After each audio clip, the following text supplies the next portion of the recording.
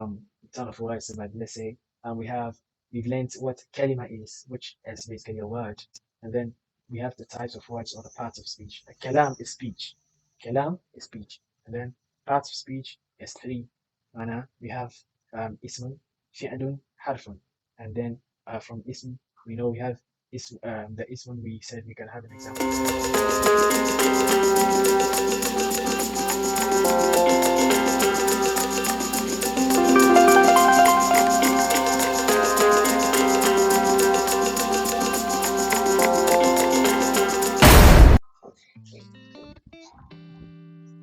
Assalamu alaikum wa rahmatullah.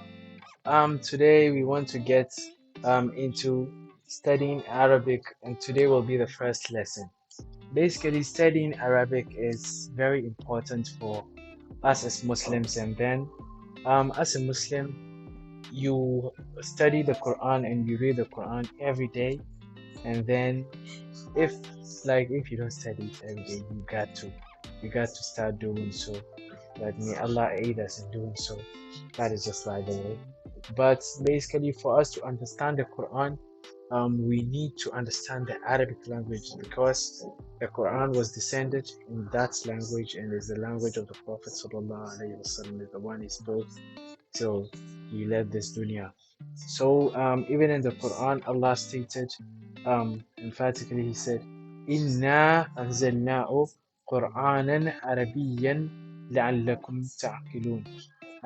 Allah said here, we have descended this Quran as an Arabic Quran. We have descended it as an Arabic Quran that ye may understand. So Allah wants us to understand, and that's why He put it in this language, which is full of rich vocabulary and all the expressions are there, everything. Um, um, if even by comparison, Arabic to English, Arabic has way more vocabulary than English. Because according to what I've learned or what I've heard before, Arabic has more than 12 million words. So they have expressions for basically everything. And Arabic is a very beautiful language. If you start studying it and you get deep into it, you're gonna enjoy it. So let's start with the most basic thing of any language, which is word. As a word is the spoken unit of any language, or is a unit of spoken language wherever. So a word in Arabic we say kalima. Kalima, that is a word. Kalimatun, kalima, that's a word.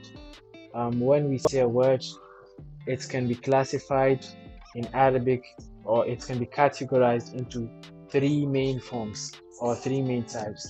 It can either meaning the parts of the speech. The parts of speech are basically three in Arabic. So we have ismun, and then we have fi'lun, and then we have harfun. So these are ismun, fi'lun, harfun, meaning they all come with their various meanings and functions in the makeup of a sentence and how it makes meaning to us. So basically, let's get right into it. Ismun is the same thing as, let's say, noun in Arabic. When we say ismun, it just means noun in English. So ismun, it can have various forms, just like in English. A noun can have various forms. But first of all, what's a noun? A noun can be anything, name of a person, a thing, a place, or any idea or concept. So basically, let's say you saying a book, you calling me Abu Bakr, Muhammad, um, you saying playground, that all that. It's also playground is a place, book is a thing, Abu Bakr is my name, and then let's say even idea in of itself, it's an idea, so it's a noun. So in Arabic, as I stated earlier, kalima, from it we get ismun, we have fi'lun, we have harfun. Ismun here, um, it has a plethora of examples. Abu Bakr is me, that's my name. Abu Bakr, it's ismul alam, that's a proper noun. So let's say we are not going to go into details. It's just by the way, it's an explanation. So Abu Bakr, that's Ism al-Alam or Ism Alam. Is my name is a proper noun meaning. Then we have a common noun which is Kitabun. Then we have let's say Madrasatun.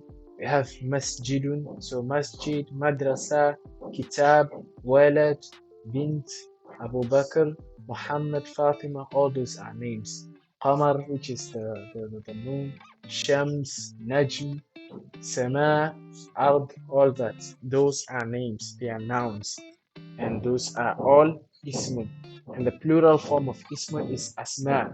So if you say asma'un, it means a plethora of names, a bunch of names, meaning names, meaning nouns. Asma'un. So fi'lun is the next one, which is the second part of speech in Arabic, and fi'lun is basically a verb. And then verbs, as we know, even in English, or just as in English, they have various forms. We have the past, the present, the future. We have all the plethora of preperfect, whatever. But then in Arabic, they have verbs have three main forms. We have fi'lu, madi, fi'l mudari, fi'l amr. Those are past, present, future, and then we have the amr, which is the like imperative form, which is still future. So examples of these, let's say verb basically, as we know, it's an action or a word of action. So فعل فعل ماض. Example one example is كتب. If you say كتب, it means he wrote. Then if you want to say jalasa, it means he sat. If you want to say he ate, you say akala. So he ate, he wrote, he sat. All that. If you want to translate it, or if you want to translate it to English, that's the meaning. But if you want to change the form into something present, which means it's an ongoing deed, it's still continuing, then you say yaktubu, and then you say yajlisu, and then you say yakulu, which means he's eating, he's sitting, and then it's the final one means he's writing. So if you want to translate it to the imperative form, for example, you say uktub, which means write. You telling someone to write. So then you want to tell someone to sit. You say ijlis, sit. Even if it's a request, you're still telling them sit, have a seat. Even if it's ijlis, you see. Then you have the third one, which is eat. When you say kul, which is eat, you're telling them to eat. So basically, that's the second part, and it's done. And we're gonna go on to the third part, which is harf. Basically, it means a particle in English. And if you by any means studied particles, or you basically know what a particle is. But a particle is a word which cannot stand on its own and make perfect meaning without being joined to something else. So it needs to be added to another word to make perfect sense. And in this case, it needs to be added to ismun or fi'lun for it to make perfect sense. So let's say it means it has to be used in a phrase or a sentence. So we have an example. Let's say harfun. For harfun, it can be something like to or from, which is like min or ila. Min أو ila, which is min, it's a particle. Ila, it's a particle. Ala, on top of, is also a particle. So if you want to use it perfectly into a sentence, have a model sentence which you can use and understand. You can say ذهب محمد إلى المدرسة, or ذهب محمد إلى المدرسة, meaning Muhammad went to school, or he went to the school. This can pass for any. So in this case, ذهب here is a verb, which it means is the verb in the sentence. Here is a phrase as a sentence, and ذهب is basically فعل. Then Muhammadu is the noun here, which is the subject to the verb. And then we have إلى, which is a particle. Now that is two. And then we have المدرسة. المدرسة here it means he is going to the school. So the school, المدرسة here means the school. So it's still a noun, and that makes up a complete sentence where him going to the school becomes the object. He's doing the work. So that's basically it for today. So let's recap. Okay, so us recapping, we are going to review the lessons so far.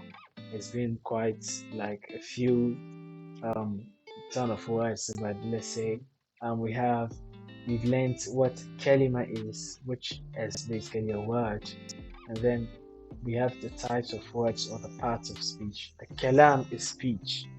Kalam is speech, and then parts of speech is three.